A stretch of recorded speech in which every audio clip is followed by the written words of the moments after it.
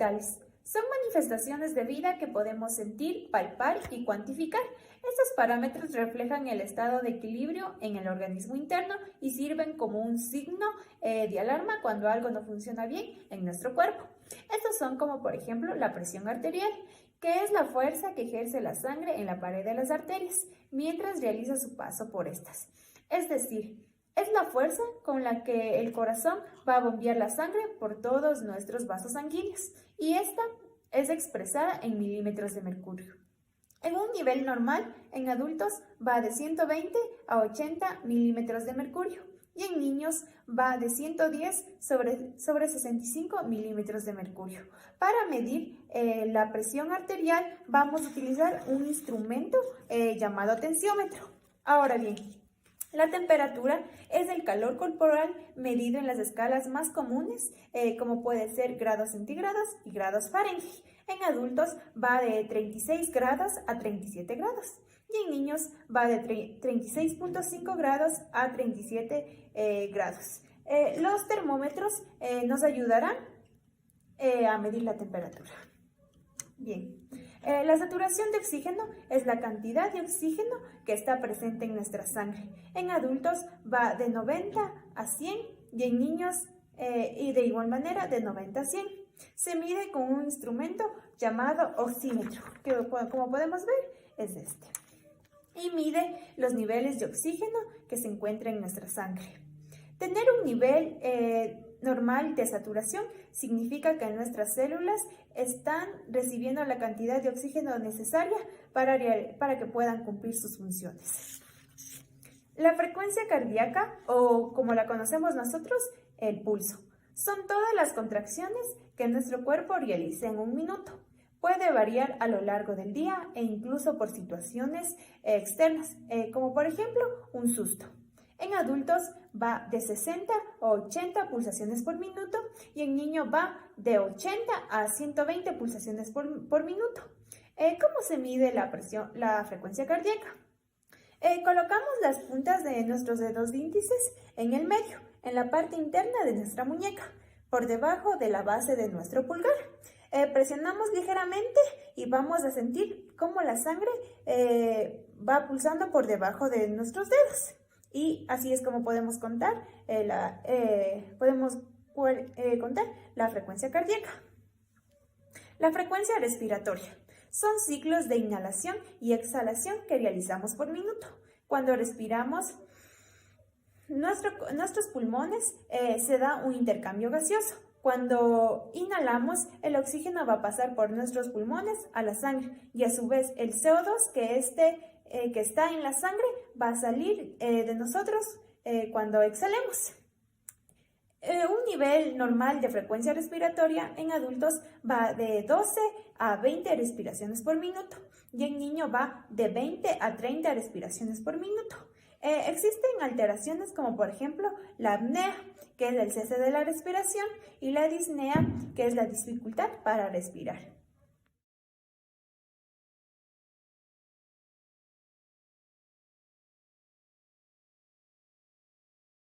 Primero se hace el reconocimiento primario de la víctima. No se le mueve, se deja tal como está a la víctima.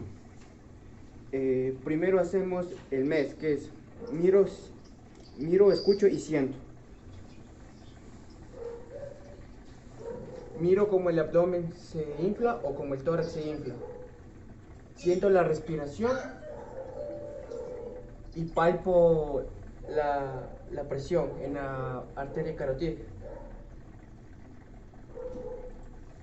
Después de eso se le hace el ABC, que es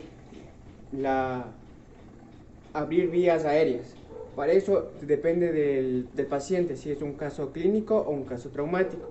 En este caso, en casos clínicos, se le hace cabeza atrás, mentón arriba, y se ve que no tenga cuerpos extraños o fluidos en la zona bucal.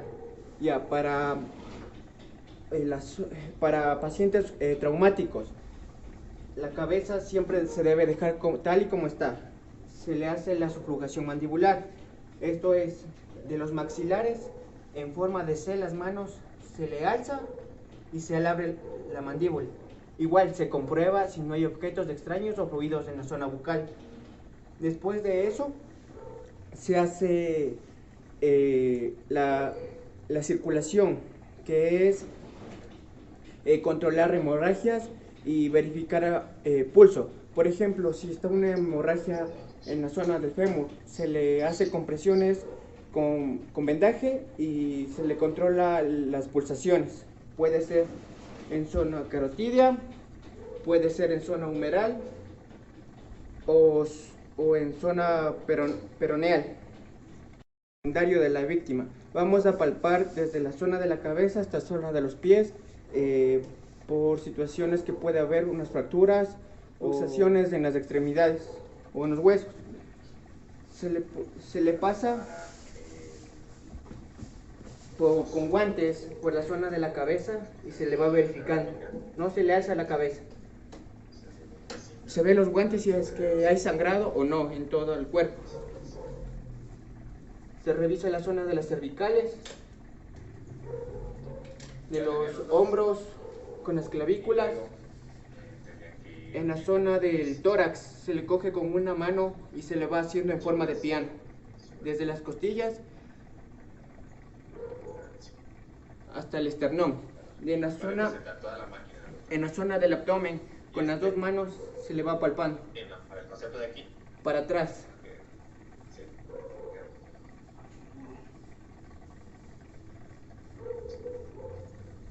Extremidades. Se revisa seguido, no se demora mucho tiempo.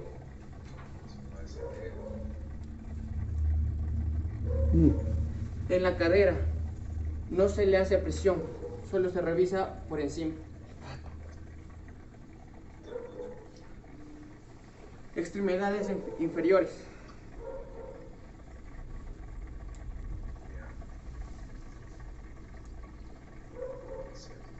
Si hay sangrado, no se le debe mover al paciente y se lo debe tratar.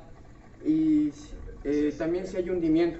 De ahí, si está con extremidades rotas, se le debe inmovilizar en la zona de las fracturas.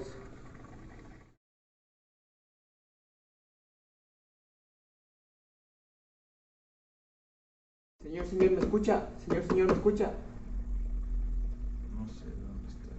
¿Cómo se llama? No lo sé. ¿Cuántos años tiene? No sé. ¿Sabe dónde le duele? ¿Qué le duele? Por el cuello, creo un poco. ¿Aquí le duele? Sí, un poco ahí. ¿Acá? No, un poquito por ahí. ¿Acá? No, más desde el cuello.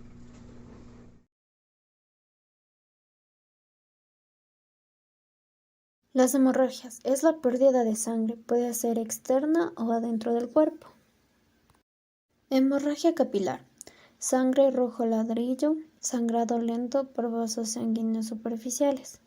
En este caso, se ubica una compresa o una tela limpia. Se realiza presión y se asegura la compresa con una cinta o banda elástica.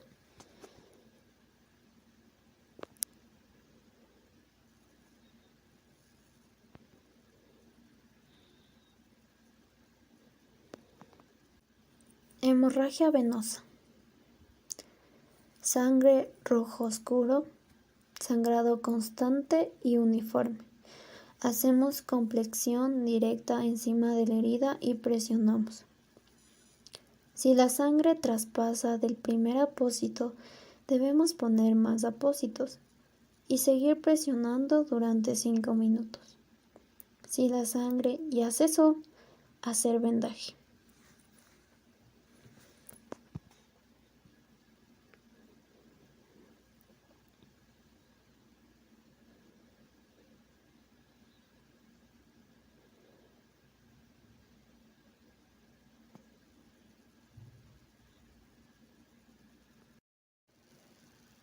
Hemorragia arterial.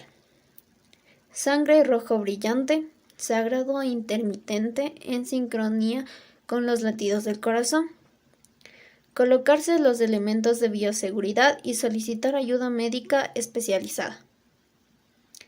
Se ubica un apósito sobre la herida, haciendo presión para disminuir el flujo sanguíneo. Si este se pasa, seguir ubicando apósitos y retirar los anteriores hasta que llegue la ayuda solicitada.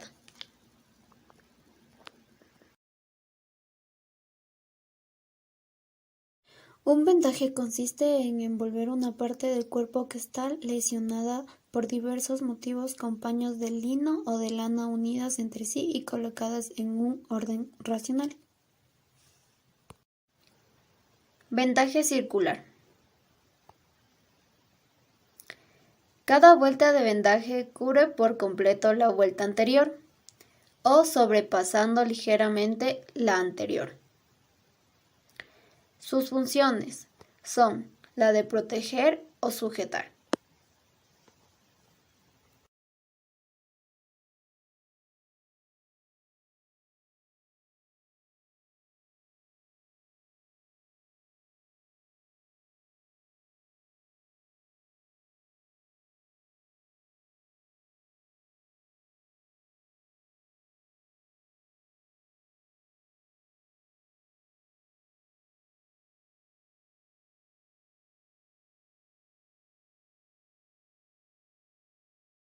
Vendaje en espiral.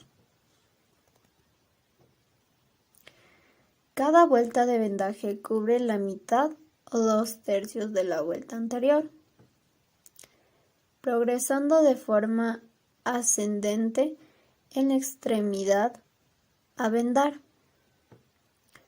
Así la forma del vendaje es de espiral ascendente. Vendaje en 8 de rodilla. Este vendaje es típico en rodilla, codo o clavícula. Al hacerlo, la articulación debe estar en posición funcional, rodilla o codo doblado. Se combinan 2 vueltas circulares por encima de la articulación y 2 por debajo, dibujando la forma de un 8. Decúbito ventral. Esta se utiliza con el objetivo de mejorar la oxigenación de pacientes con fallas respiratorias graves sometidas a ventilación mecánica, con soporte hemodinámico y administración de antibióticos para la liberación de los pulmones. La tercera posición es la decúbito lateral. Es una posición anatómica que se caracteriza por que el cuerpo del paciente está acostado de lado con un plano paralelo al suelo, con el cuello generalmente en posición neutra. La otra posición es la posición de Sims. Es una posición de cúbito lateral izquierdo con el brazo y la pierna de este lado extendidas y la extremidad inferior derecha flexionada al nivel de la cadera y rodilla. La siguiente posición es la de Fowler. El paciente se apoya sobre su rodilla y pecho y las rodillas están ligeramente separadas. Esta posición se utiliza para exámenes rectales fundamentalmente. La siguiente posición es la de genupectoral.